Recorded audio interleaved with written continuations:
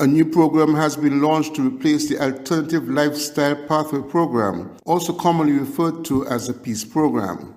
Permanent Secretary Naima Hazel in the Office of the Prime Minister said the revamped program is intended to engage participants in important skills and provide opportunities for them to achieve personal development through training. Speaking at a 1st July media launch, the Permanent Secretary indicated that the revised program will be called Elevate, indicative of the purpose for helping participants achieve and pursuing opportunities. Because there was a limited development agenda and the efforts of providing opportunities, which we would see, were not necessarily elevating the participants. However, the significant decision was made to recognize this and to provide some varied options and launch an initiative with a development and opportunity agenda that recognizes that the current participants require a range and, in some instances, multiple interventions. So, to that end, we launched Elevate. We're very excited about the term, which was actually chosen by the participants of the program themselves. They actually chose that name. And so we are moving with the I Am Elevated concept and brand. This branding will continue this month. It starts this month and it will continue.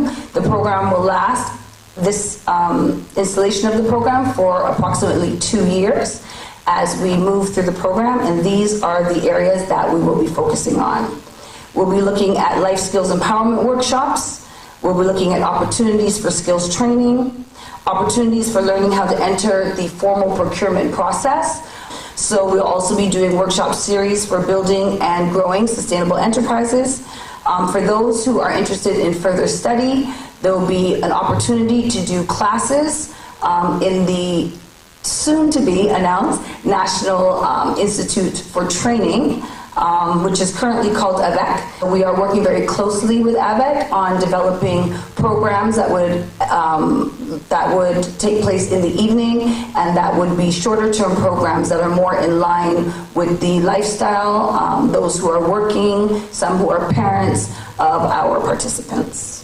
The rollout of the program, according to officials, will occur throughout the month of July. Glenn Bart reporting for SK Newsline. The Eastern Caribbean Central Bank, ECCB, says it has recorded a net loss of $54.5 million for the 2022 to 2023 financial year, a $5.4 million increase over the previous financial year. The ECCB stated this in its published annual report and financial statements for the financial year ended March 31st, 2023. The ECCB said the deteriorated performance was largely driven by significant losses on foreign investment securities as interest rates in the United States rose dramatically from near zero over the financial year. The governor of the Eastern Caribbean Central Bank, Timothy Antoine, said the 2023 to 2024 financial year will be a bounce-back year for the bank due to the projected slowdown or cessation of interest rate hikes by the U.S. Federal Reserve and elevated interest rates. Governor Antoine confirmed that the bank remains ever more committed to advancing its strategic goals in support of its member countries, which continue to face an extremely challenging economic and policy environment. During the 2022 to 2023 financial year, the ECCB advanced a number of key initiatives guided by its 2022 to 2026 strategic plan. These included development of a payment system vision and strategy for the Eastern Caribbean Currency Union, ECCU, laying the groundwork for the establishment of an Office of Financial Market Conduct, and continuous strong surveillance and vigilance, which has resulted in the maintenance of resilience and stability of the ECCU financial sector. Looking ahead, Governor Antoine calls for a big push across the region. This big push, he says, is a call to implement innovative and transformative policies and initiatives to double the size of the ECCU economy for the benefit of the people of the region. I'm Andre Huey for SKN Newsline.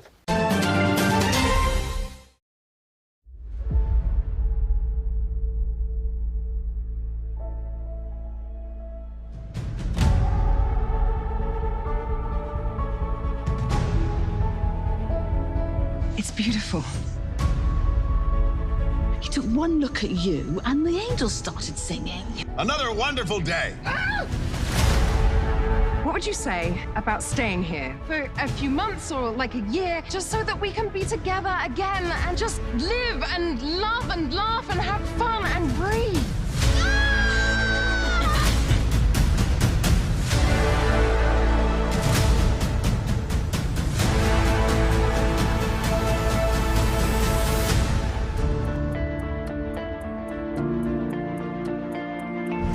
hiding out on a little Caribbean island, singing in a beach bar? When I came here, I was at peace, and I never left. This is the beating heart of Nevis. This is what grounds me, what feeds my soul. It's where I found myself. I hope your life here will be full of joy. Love this island, my son. She will give you more than you can imagine.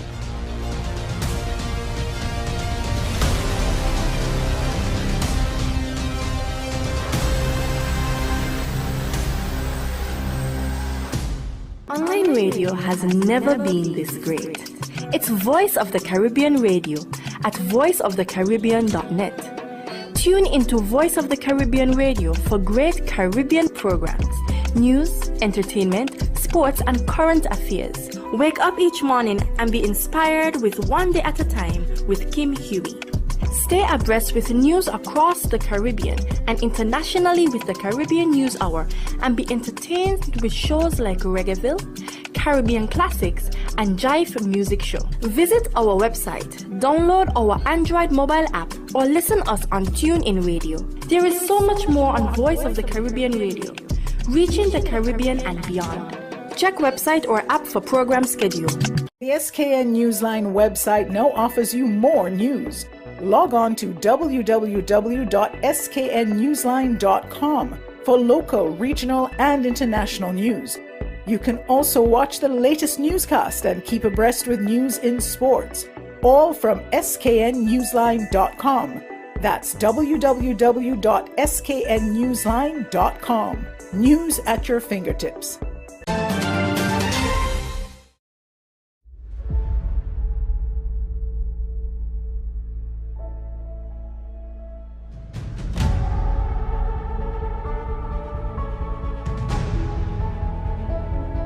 It's beautiful. He took one look at you and the angels started singing. Another wonderful day.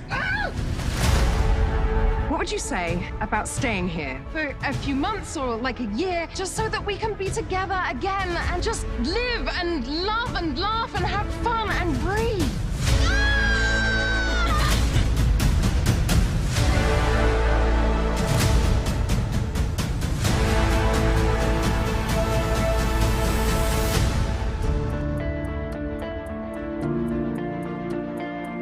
Why are you hiding out on a little Caribbean island, singing in a beach bar?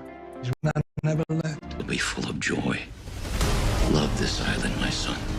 She will give you more than you can imagine.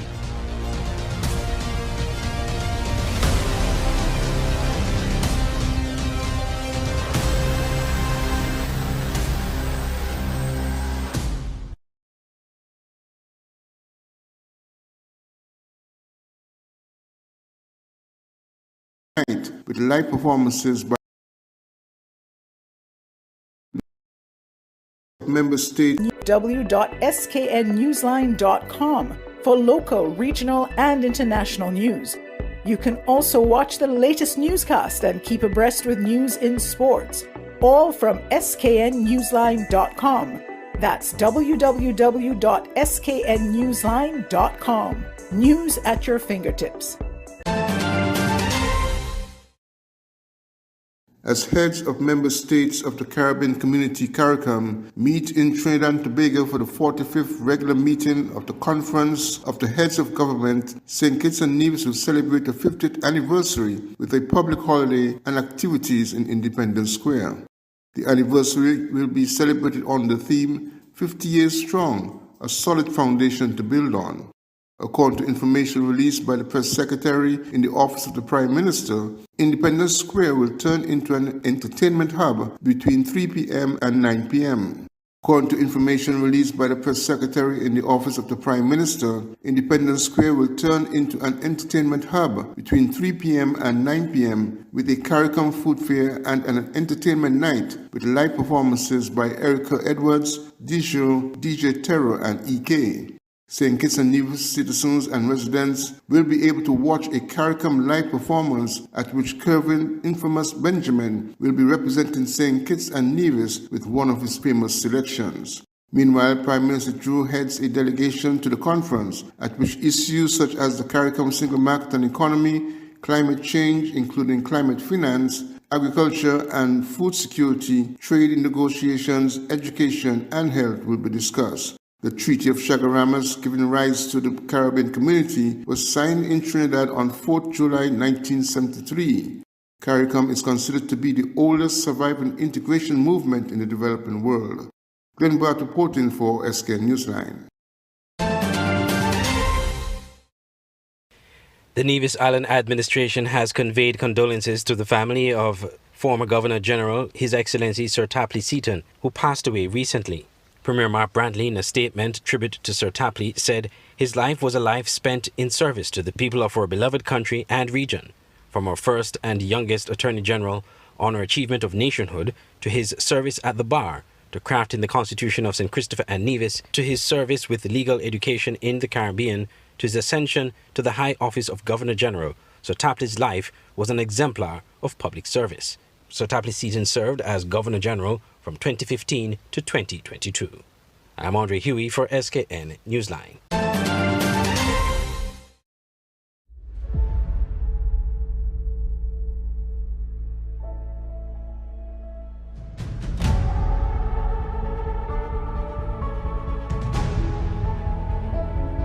It's beautiful. He took one look at you and the angels started singing. Another wonderful day. What would you say about staying here for a few months or like a year, just so that we can be together again and just live and love and laugh and have fun and breathe?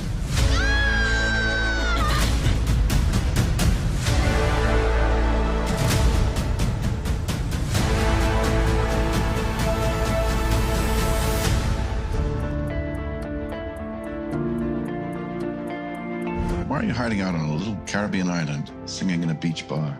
When I came here, I was at peace, and I never left. This is the beating heart of Nevis. This is what grounds me, what feeds my soul. It's where I found myself. I hope your life here will be full of joy. Love this island, my son. She will give you more than you can imagine.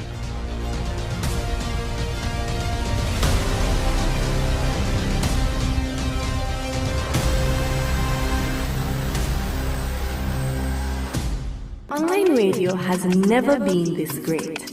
It's Voice of the Caribbean Radio at voiceofthecaribbean.net. Tune into Voice of the Caribbean Radio for great Caribbean programs, news, entertainment, sports, and current affairs. Wake up each morning and be inspired with One Day at a Time with Kim Huey. Stay abreast with news across the Caribbean and internationally with the Caribbean News Hour, and be entertained with shows like Reggaeville, Caribbean Classics, and Jive Music Show. Visit our website, download our Android mobile app, or listen us on TuneIn Radio. There is so much more on Voice of the Caribbean Radio, reaching the Caribbean and beyond. Check website or app for program schedule. The SKN Newsline website now offers you more news. Log on to www.sknnewsline.com for local, regional, and international news. You can also watch the latest newscast and keep abreast with news in sports, all from sknnewsline.com. That's www.sknnewsline.com. News at your fingertips.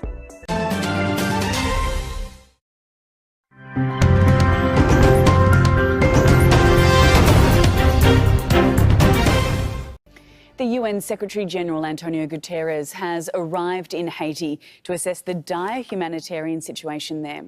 UNICEF estimates that half of the population, which is around 5 million people, are in urgent need of aid, with children the most affected. The Caribbean country has been suffering from gang violence and an economic crisis. Many Haitians have been displaced in the past few years. Let's go live now to our diplomatic editor, James Bays, who's at the United Nations in New York. Hello there, James. What more can you tell us about the Secretary-General's trip? Well, they were keeping this trip under wraps until he arrived. He arrived just under 2 hours ago, although the news had already actually leaked in Haiti. He is the highest level visitor to Haiti for some considerable time because of the security situation, and obviously there's very high security surrounding his visit. We know that he's going to meet the Prime Minister Ariel Henry during his visit to Haiti. Interesting to note, it's nearly 2 years since his predecessor was assassinated. The situation in Haiti had been bad then. It's got much worse since, with much of Haiti under the control of gangs. The Secretary General has repeatedly said that there needs to be an international police force sent, not a UN force, but a force by a coalition of countries. The trouble is no country has come forward to say that it's prepared to lead such a force. The US certainly said it wouldn't. The US has a difficult history in Haiti. Canada was looked at, I think, by the United Nations. They have been reluctant to lead such a force. So for now, the violence continues on the ground, and the gangs retain in control of the situation on the ground. How bad is it? Well, I've been speaking to the executive director of UNICEF, Catherine Russell. She was in Haiti a week ago and has been briefing the Secretary General before his trip. It's terrible, actually. It was kind of shockingly bad. And I, had read everything. I knew how difficult the situation was. I knew that children were suffering there from malnutrition and other things. But the violence was palpable there. And I think that it's a terrible place right now for children. And the security situation is something that we all should be worried about. As we speak, the Secretary General of the UN, very tight security, but he's on the ground in Haiti. What do you think he can achieve, and what did you tell him before he went there? I think the most important thing he can achieve is bring attention to this problem, because the challenge right now in the world is there are so many things happening, and it's hard to get the bandwidth for people to pay attention. They think Haiti's been a problem for a long time. It's hard to solve the problem. They don't realize just how terrible it is right now, just how violent it is. And when I say violent, I mean there are armed groups around, sort of patrolling around, and now there are vigilante groups reacting to the armed groups. People are being killed, people are being burned. I met women and young girls, a girl who was 11 years old who'd been raped. It is really a terrible, lawless situation, and I think we really, as an international community, need to figure out what to do about it. You head one of the most important UN agencies, the one that looks after children, but you're also the point person for the humanitarian community, the whole of the humanitarian community on Haiti. So you're a key humanitarian actor. But the problem's not humanitarian, is it? It's security. You're never going to solve the humanitarian situation if you don't solve the security situation. I think they're certainly linked. As you said, the humanitarian problem is absolutely dreadful, and we're doing our best along with many other actors. I was in Haiti with Cindy McCain, who's the head of the World Food Program. They're trying hard to get food into the country. We're trying hard to respond to the needs of children. But the humanitarian response has to go hand in hand with some effort to get the country to be more stabilized, because it's very difficult for us to even do our work in many of these places. It's dangerous for our people as well.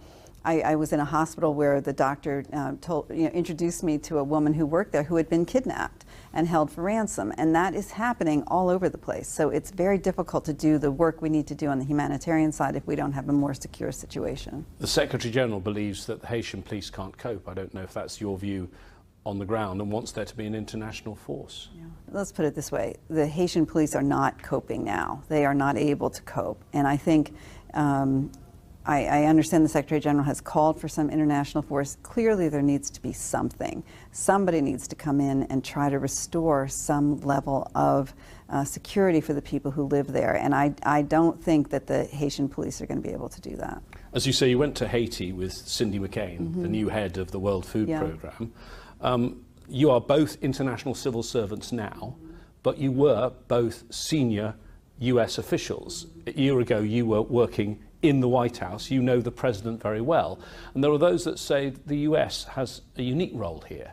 The US sees the consequences of what's happening in Haiti with the people coming to the borders, trying to come to the US, but also the US might be part of the cause. Those guns in Haiti, many of them were bought in the United States. Does the US need to do more?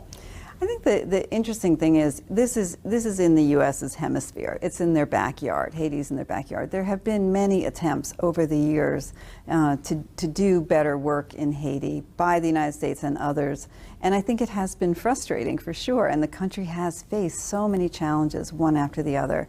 I think that the United States is supporting, certainly they support the World Food Program, they support us to do the humanitarian work, but I think it would be helpful to have more assistance on the security side. And, you know, obviously the United States has to make their own decision about what they're willing to do and not do. But I do think they, along with some other actors, other leading countries, are going to be the people who I think have to figure out something. There needs to be a better response than there is now. Let's get back to the people of Haiti and the children. I mean, the children are going to be scarred, are they not, by the things they are seeing and the things that are happening to them? I think children everywhere face challenges like this. Children are resilient. They can bounce back, but they need support to do that, right? They need to make sure that their mental health is being taken care of, that they're being fed properly, that they get to go to school, that their health is being taken care of. They can, there is hope, right? We know what to do there. We just need more resources to do it, and we need a better situation. We need a better security situation on the ground in order to do our work. And I think then we can move in a better direction. Obviously, the Haitian people, the Haitian government, they have to own the future. The outside can't fix all these problems, but for right now, given how terrible it is, we need to do more to help. Well, that's the head of UNICEF, Catherine Russell, and I think her message is the one you're going to hear echoed by the Secretary-General Antonio Guterres today. They are worried. Haiti is becoming a forgotten crisis. The world is not paying enough attention. Let me just tell you the figures for humanitarian response. The UN wants $719 million this year. They've only got 22% of that so far. All right, thanks so much for the update, James Bays, live for us there outside the United Nations. Realigning Jamaica's business and investment sectors for growth will, among other things, require solutions for the age-old problems to include challenges to education and the crime situation. Keith Duncan, a former president of the PSOJ and CEO of the JMMB Group, addressed blight to Jamaica's success under the theme MSMEs Matter, Job Creation and Economic Growth. Crime actually costs us 5% of GDP every year. That's over $100 billion.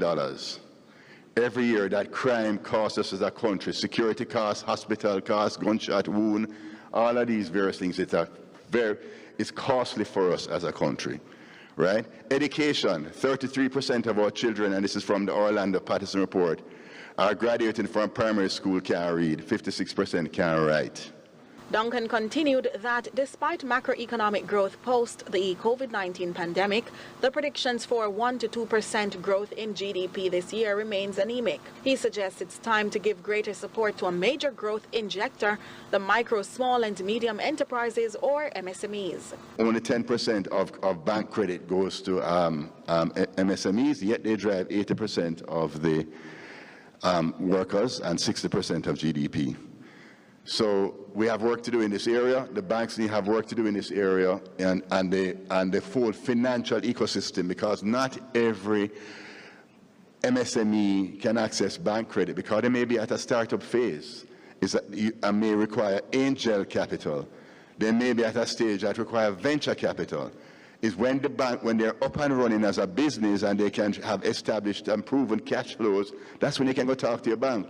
So you can't go into your bank and you don't have no business plan, and you don't have no track record, and then cost the bank and say, boy, the bank them now work with you know. So Jamaica stay, you know, the bank them wicked. However, he doesn't suggest the onus must strictly be on the banks and all other areas of society except the MSME operators themselves. He highlighted more reasons it's critical this sector be facilitated, trained and made to access formal support such as better credit opportunities. Over 90% of all tax-paying entities in Jamaica are SMEs. 70 to 80% of employment, significant contributor to GDP, highly informal, and this is where the challenge is. 40% of Jamaica's GDP is informal. Loans to MSMEs approximately 10% of GDP. 26 to 28% of medium and small enterprises have facilitated through the banks. The conference tackled a range of economic and financial matters with stakeholders from nearly every major arena, to include the stock exchange and matters pertaining to commercial law and investing. Nika Lewis, CVM Live.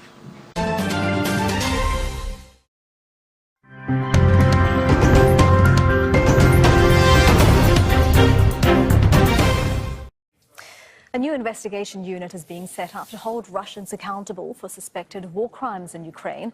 It's based in The Hague in the Netherlands and employs prosecutors from the International Criminal Court, as well as colleagues from the European Union, the United States and Ukraine. Suspected Russian war crimes include the massacre of civilians in the city of Bucha and attacks on Ukraine's infrastructure. Today, we gather here on occasion of a truly historic moment.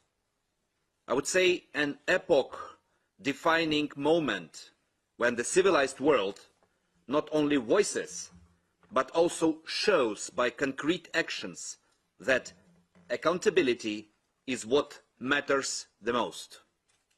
We cannot tolerate the gross violation of the prohibition of the use of force, one of the fundamental rules of the international rule-based order, and a bedrock principle of the UN Charter. Well, let's get more on this now. We're joined by Jeffrey Robertson, a former UN war crimes judge and president of the UN's War Crimes Court in Sierra Leone. And he's joining us live from Melbourne. Mr. Robertson, thank you very much for your time.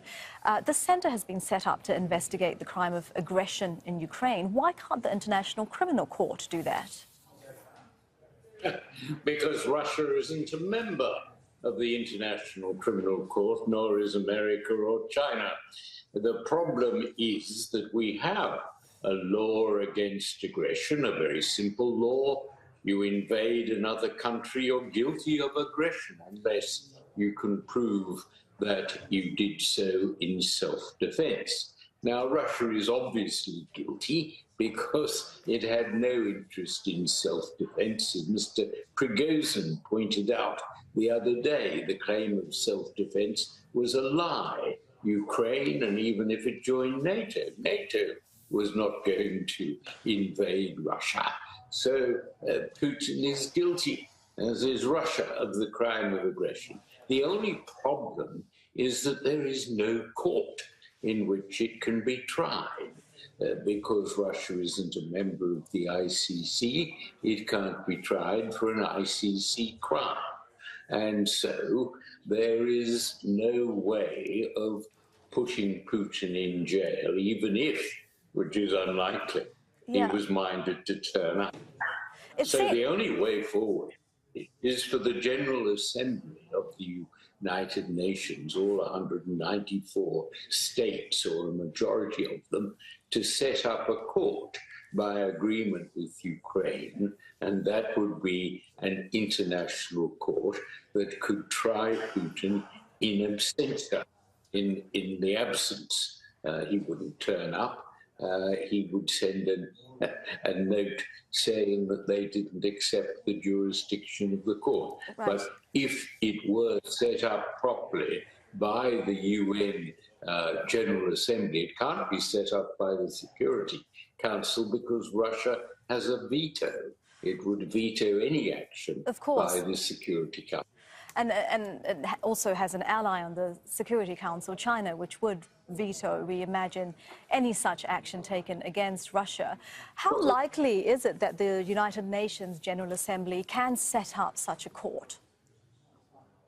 Well, it can set up such a court. My court in Sierra Leone was set up by agreement between the Security Council and the Sierra Leone government. So by the same token, the General Assembly could adopt the Security Council position and sign an agreement with the government of Ukraine. And that would give the court and make the court an international criminal court.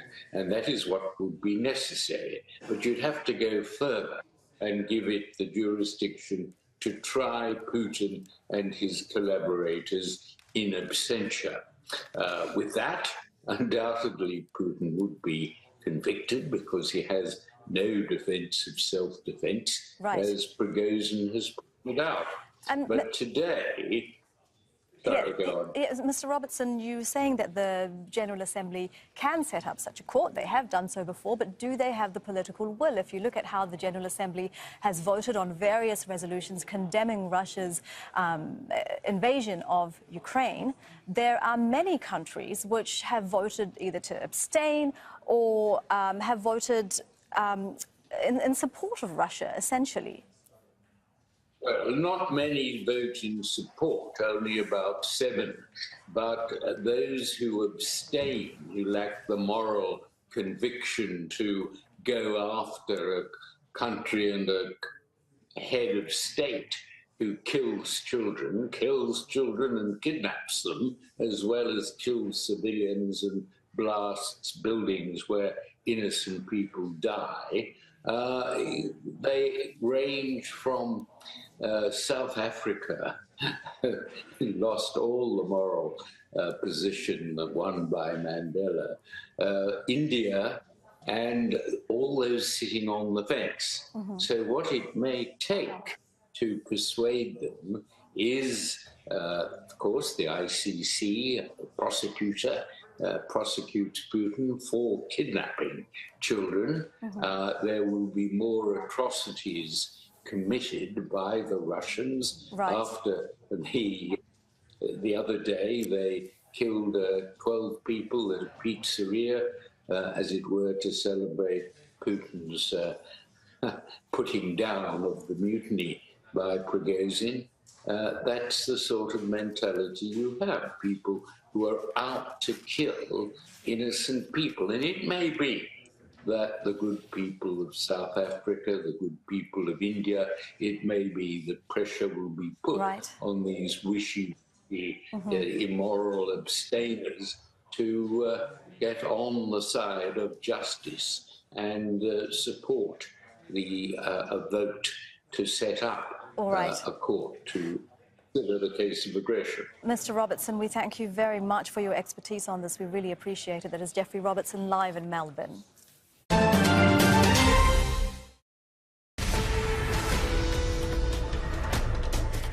I'm Dan Macedo. We have breaking news. Baltimore officials are giving an update on the deadly mass shooting that left at least 2 people dead and dozens injured over the weekend. Let's listen. All the hospital team who've been treating patients as a result of this event, in addition to harbor and shock trauma, University of Maryland's University's ER, Baltimore Washington Medical Center, Union Memorial Hospital, Johns Hopkins, and a number of local clinics who fielded walk-ins. And in addition to the updates provided by BPD, I'm also going to be addressing our mobilization of city agencies to respond to not only this mass shooting and across the city as we move into the 4th of July. I also want to thank our council partners who are with us today, Council Vice President Middleton, Councilwoman Porter, Councilwoman Ramos, and Councilman Conway, the chair of the Public Safety Committee, who are all with us. We are doing everything in our power to ensure that the horrific violence that occurred this weekend is not repeated either in Brooklyn or any other neighborhood across Baltimore. In a moment, Monsi will discuss the resources they stood up and what that work will look like across Baltimore City. Across the rest of city government, every single agency that provides resident services of any kind is mobilizing for Brooklyn and in neighborhoods across the city. This includes both the Housing Authority and our Department of Housing and Community Development, Public Works, DOT, the Enoch Pratt Free Library, Rec and Parks, and Baltimore City Public Schools.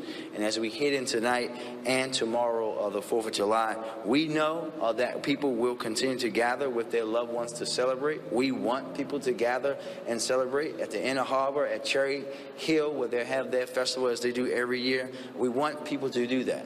But I implore everyone to please be safe. Think of those around you and the lives you could potentially impact if you make a wrong choice. We are gearing up every resource at our disposal, from BPD, Monsi, the Mayor's Office of Neighborhoods, and all of our community engagement partners as we work to ensure that we have a safe 4th of July, as always we want here in Baltimore. I want to thank all of Baltimore's community for the love and support we've shown to our neighbors in this most difficult time. And before I wrap up, I want to reiterate what I said yesterday once again.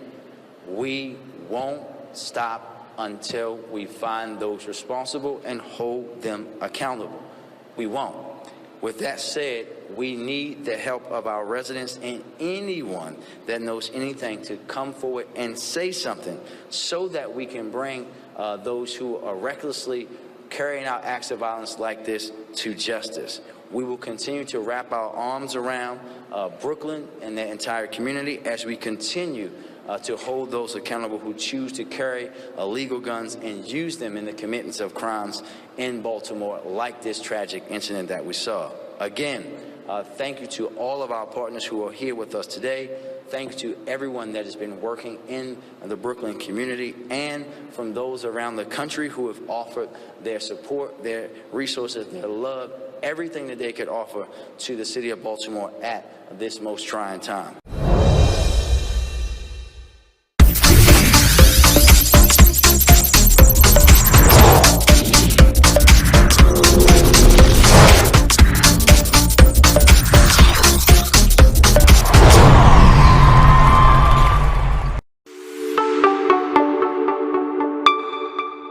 Leroy Junjun Sweeney is the equipment manager for the St. Kitts and Nevis senior men's national football team known as the Sugar Boys. He's a mainstay with the backroom staff and has been with them since 2011.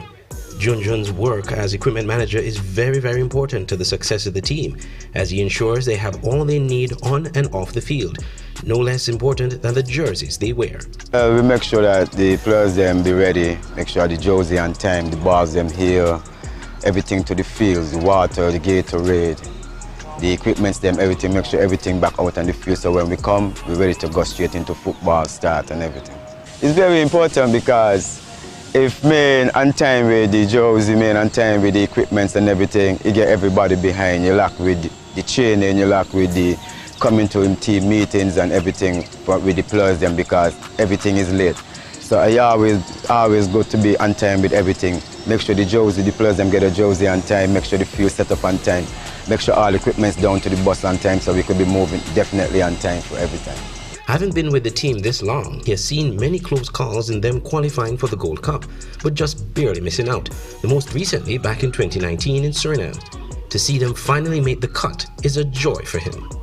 It's a great feeling to see us actually qualify for the Gold Cup right now, because in 2019 in Suriname it was hard. When the former captain couldn't play, that was just jammers from St. Paul's.